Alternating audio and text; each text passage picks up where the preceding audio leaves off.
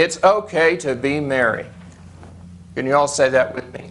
It's okay to be merry. Now with enthusiasm. It's okay to be merry. Can you do it with the hands? It's Okay to be merry. All right. Work on that this week. Okay. Now I'm parched.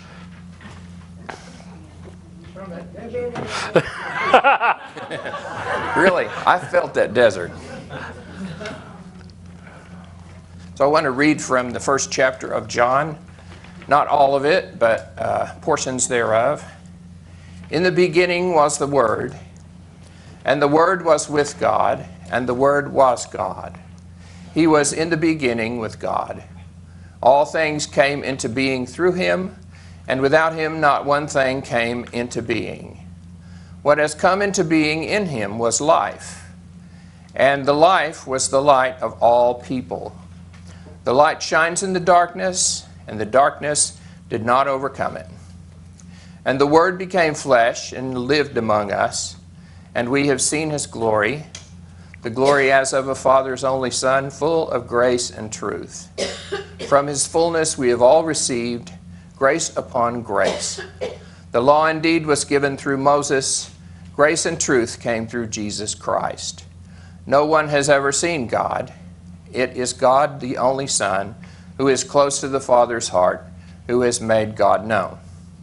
May the Lord add blessings to our understanding of what we share today. I would like to tell you once again, it's okay to be Merry. merry. Very good. And how do you spell that? M-E-R-R-Y. Right. All right, that's my theme today. Very good. I heard a story just yesterday on National Public Radio about someone who wanted to be merry. The people around her wanted her to be merry, but her mother didn't want her to be merry. And the reason was her name, her given name from her mother was Marijuana Pepsi Jackson. That was her name. And her mother was very serious about that name. And as time went on, it caused the daughter lots of interesting experiences because everybody had something to say about that name. And, I don't know if it was the marijuana or the Pepsi or both, but it got people, or the Jackson perhaps, I don't know. It got people's attention.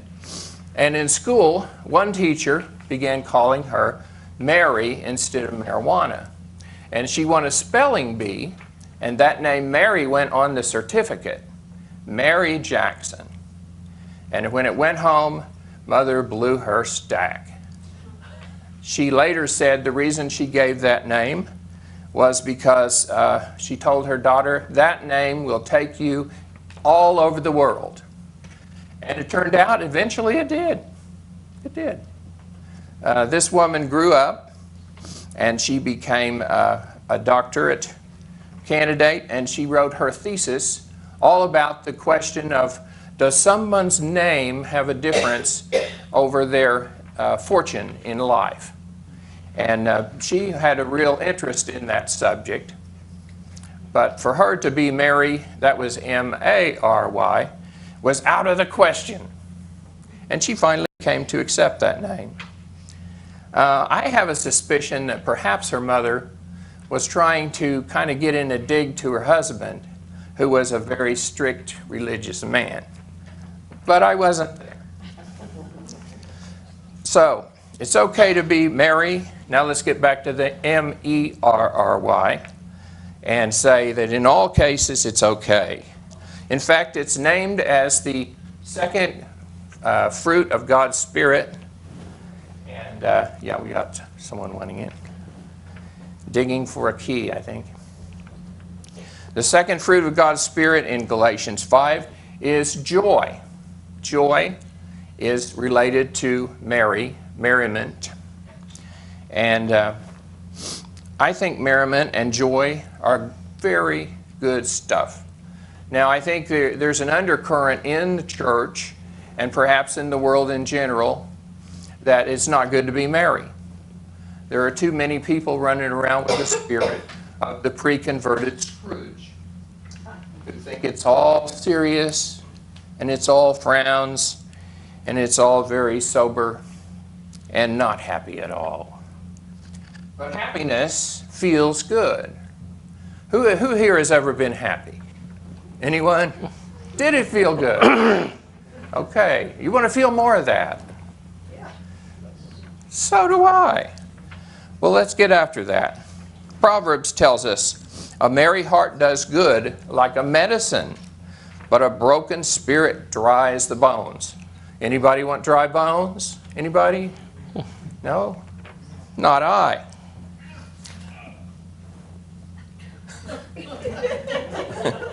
I don't know what that was. Maybe I don't want to.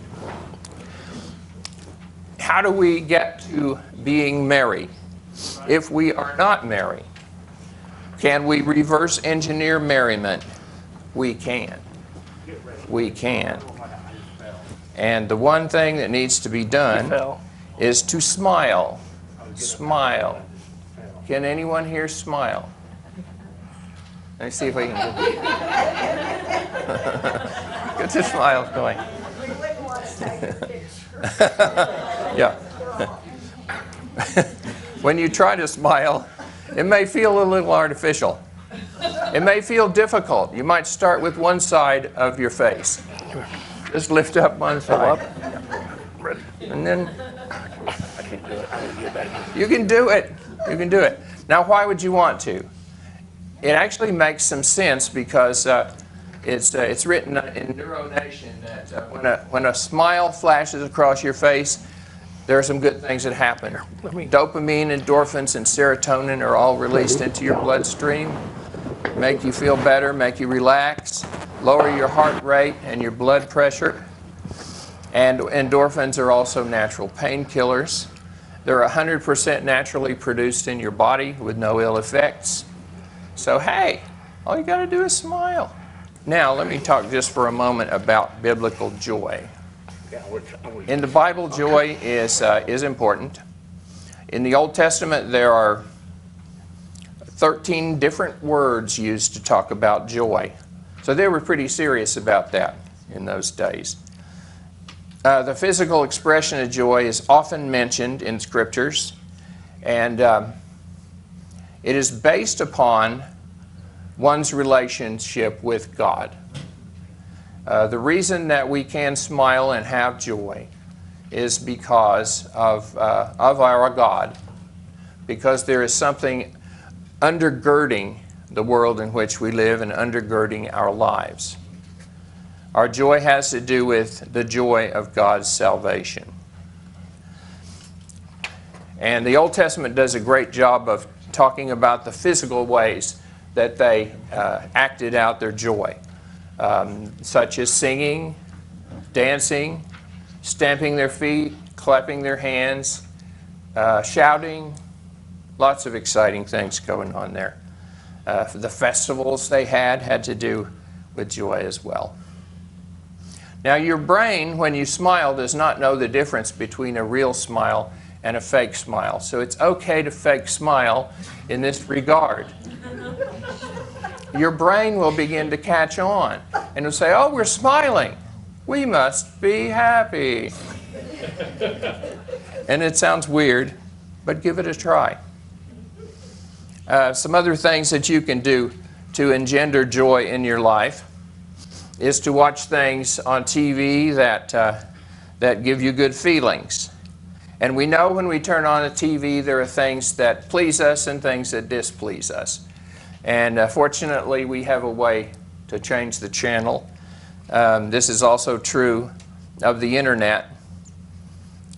Click on the things that look like they are good clicks. Don't click on the bad ones. And I'm not saying live in a world that's totally out of touch with reality. I'm not saying that by any means. But I'm saying it's very easy to go extremely negative in the way you view the world. And it's also possible to go extremely positive. Let's go positive. That's a much better way to go.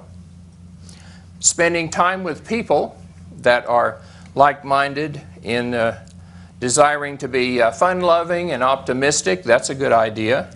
If you know any of those, maybe we can get some in here. Sound good? Maybe that's what we're doing right now. We can't always control what happens to us, but smiling and laughing more often can really change our internal and external experience. And it can brighten our perspective on life. Keep smiling. Keep smiling. That was Linda's advice to the Chryslers when she graduated high school. Right? Keep smiling. I've remembered that ever since. And I wasn't even there. You were glad you weren't there. Wouldn't go back. What I'm trying to say, folks, is it's okay to be, what was the word? Merry. It's okay to be merry. Have you heard about Norman Cousins? Norman Cousins came down with cancer. He was extremely ill, and things looked very dire for him. And what did he do? He decided to try laughing. He rented videos of Abbott and Costello, not my cup of tea. Laurel and Hardy, yes, my cup of tea. I don't have my Laurel and Hardy socks on, but I may have them on tomorrow. As he watched these things, he laughed. He laughed out loud. That worked for him. Now, you know, maybe you're a Three Stooges person. I don't know. Any Three Stooges people here? Not a one. Oh, there's one. Okay. Whatever works for you. Seinfeld, Sesame Street, I don't know. Find that thing and put it before you. And what happened? He not only laughed, he got better. He worked on that same verse that I mentioned from Proverbs, where it says, "A merry heart doeth good like medicine," and it made a difference in his life. Another thing we can do is to recognize the good in our own life. There is good there. Like you may not have noticed it, but there's air all around you right now that you're breathing, and it's keeping you alive. That's a good thing. Keep breathing. You might make a list of the things in your life, because, you know, I mean, keeping all that in your memory all at once, that's tough. But if you make a list, that'll give you some time to brainstorm about it and not lose what you'd already thought of. Make a list and check it twice. You might also, if you're having trouble with your list, ask a friend. Get somebody alongside of you and say, "Hey, help me think of some things going on in my life that are good." And that can be helpful. You know, they can probably see some things that you're not seeing. You might see some things about you that you're blind about. So these are good hints, I think. An extremely important thing is to let go of the negative that you're dragging around. We tend to stack up a huge burden, and we carry it around, and it makes life icky. It makes life more and more a burden. The more and more you carry, the more burdened you are. Drop that burden. The biblical word for it is forgive. Forgive literally means let go. Let it go. It's not worth it. All that stuff you've treasured for years, for decades, no, drop it. It's not helping. It's making it more difficult for you to smile. See all that stuff? It weighs down the corners of your mouth. It's not helpful. The Bible has a merry story. In the King James Version, the word merry is used more in this story than any other story, and it's the story of the prodigal son. And I never thought about it of a story that had to do with merriment, but it does. And let me tell you about it a little bit. You all know the story, so I don't have to tell that whole story. But you know that the son, one of the sons had gone out. He had taken his inheritance with him, although his dad was still alive. He asked for his inheritance. He took it out, and he frittered it all away. Things were bad. And so they got so bad, he returned. And his dad, instead of saying, "What are you doing back?" he said, "Bring the fatted calf here and kill it. Let us eat." That sounds kind of bad. Kill the calf. No, anyway. Ignore that part. "Let us eat and be merry." Yes. Let us eat and be merry. For this my son was dead and is alive again. He was lost and is found. And what did they do? They began to be married. They did. So there's two Marys already in this story. Okay, so then his older brother, the one that stayed home and thought that he was so much better, he was angry. He was really upset, and he was not willing to go in and be a part of the celebration. He didn't want to be Mary. He was the anti-Mary. And so Dad has to go out there and plead with him. Poor Dad, he can't enjoy the celebration because now he's got to tend to the other son that has gone away from him. The older one, the one that thinks he's perfect. So he goes out and he listens to the complaint. You know, I've been here all these years serving you. I never transgressed your commandment at any time, and yet you never gave me so much as a young goat, that I might make merry with my friends. But as soon as this son of yours came, the one who has devoured your livelihood with harlots, you killed the fatted calf for him. You know, he'd been drooling over that calf for who knows how long. And Dad says to him, son, you're always with me, and all that I have is yours.